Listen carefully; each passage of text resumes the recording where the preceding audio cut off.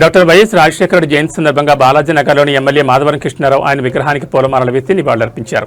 ఈ సందర్భంగా ఆయన మాట్లాడుతూ ఆయన ప్రవేశపెట్టిన ఆరోగ్యశ్రీ, ఉచిత విద్యుత్ వంటి సంక్షేమ పథకాలు నిరుపేదలకు ఎంతగానో ఉపయోగపడ్డాయని ఈ సందర్భంగా గుర్తు చేశారు. ఈ కార్యక్రమంలో YSRCP state general secretary Chupudi Prabhakar, YSRCP state joint secretary Ravula Narasimha Reddy, YSRCP state official spokesperson Palem Raghunandan Reddy, పలువురు వైఎస్ఆర్సీపీ నాయకులు తదితరులు పాల్గొన్నారు.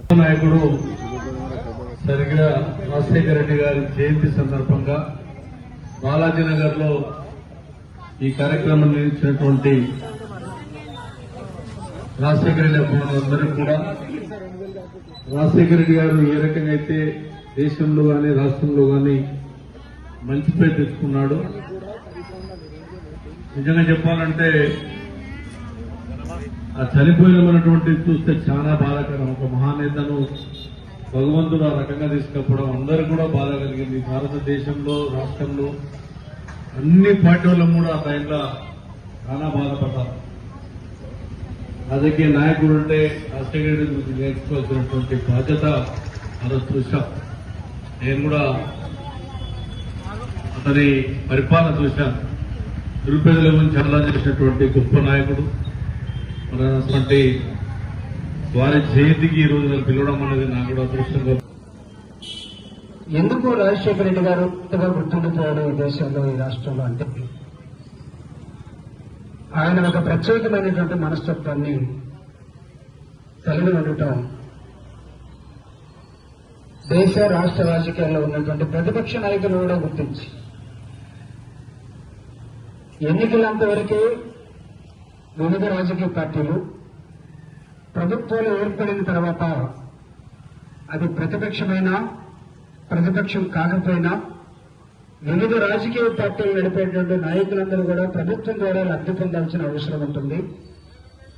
ప్రభుత్వాన్ని సరైన పద్ధతిలో నడపడం అంటే గెలిచిన రాజకీయ పార్టీ వైపు పనిచేయడం మాత్రమే కాదు, ఓడిపోయి మైనారిటీస్ గా ఉండి ప్రతిపక్షంలో ఉన్నటువంటి రాజకీయ పార్టీ నాయకులు కూడా ప్రభుత్వంలో భాగస్వామ్యం ఇచ్చి వాళ్ళు అడిగినటువంటి అనేకమైన అంశాన్ని జీవిత ప్రస్థానము ప్లస్ ఆయన స్టూడెంట్ లైఫ్ నుంచి ఎలా అంచెలంచెలుగా ఎదిగారు, యునైటెడ్ ఆంధ్రప్రదేశ్ చీఫ్ మినిస్టర్ గా ఆయన ప్రజారంజకంగా ఎలా పరిపాలించారనే దాని గురించి మనము ఖచ్చితంగా మననం చేసుకోవాలి.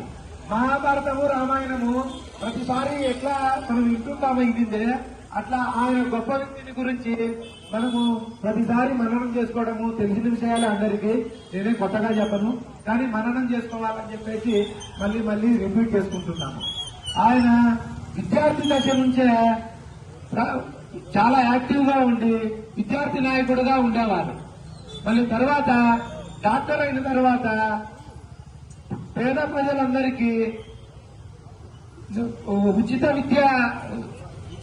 వైద్యం అందిస్తూ ఆయన పేదల మన్ననలను కనుగొని కాంగ్రెస్ హైకమాండ్ లోనే కళ్ళబడి 1978 లో ఫస్ట్ లోనే 28 ఇయర్స్ కే ఆయన ఎమ్మెల్యే కావడం జరిగింది. ఆ రోజు నుంచి ఆయన స్వర్గస్థులు అయినంత వరకు ప్రజాక్షేత్రంలో ఏ రోజు ఓడిపోలేదు. కాబట్టి ఆయన అజేయుడు, ఎప్పుడే గాని ఎక్కడే గాని ఓడిపోవడం లేదు. ఇప్పుడు ఏ లీడర్ కూడా అలాగా ఇంతవరకు మన యునైటెడ్ ఆంధ్రప్రదేశ్ లో లేరు. నెక్స్ట్ 30 ఇయర్స్ కే ఆయన ఎడ్యుకేషన్ మినిస్టర్ కావడం జరిగింది.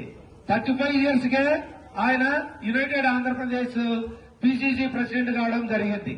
కానీ ఆయన చాలా యంగ్ ఏజ్ లోనే ఆయన మన హిందూపురం నుంచి ఇచ్చాపురం వరకు, ఇటు ఆదిలాబాద్ వరకు యాక్టివ్ గా తిరుగుతూ మొత్తం యావత్ కార్యకర్తల్లో ఉత్సాహం లేదు, డేరింగ్ డైనమిక్ లీడర్ గా ఎదుగుతూ ఉంటే తట్టుకోలేని వృద్ధ నాయకులు ఆయనని ఎన్నో విధాలుగా ఇబ్బంది పెట్టడము, హైకమాండ్ వాళ్ళు పక్కన పెట్టడం జరిగింది. కానీ 1994 లో కాంగ్రెస్ చిత్తుగా ఓడిపోయిన తర్వాత మళ్లీ అగైన్ 97-98 పీరియడ్ లో ఆయనకు యునైటెడ్ ఆంధ్రప్రదేశ్ పిసిసి పగ్గాలు చేపట్టడం అప్పచెప్పడం జరిగింది. కానీ ఆయన కుల, మత, జాతి, ప్రాంత రహితంగా మొత్తం అందరినీ కలుపుకొని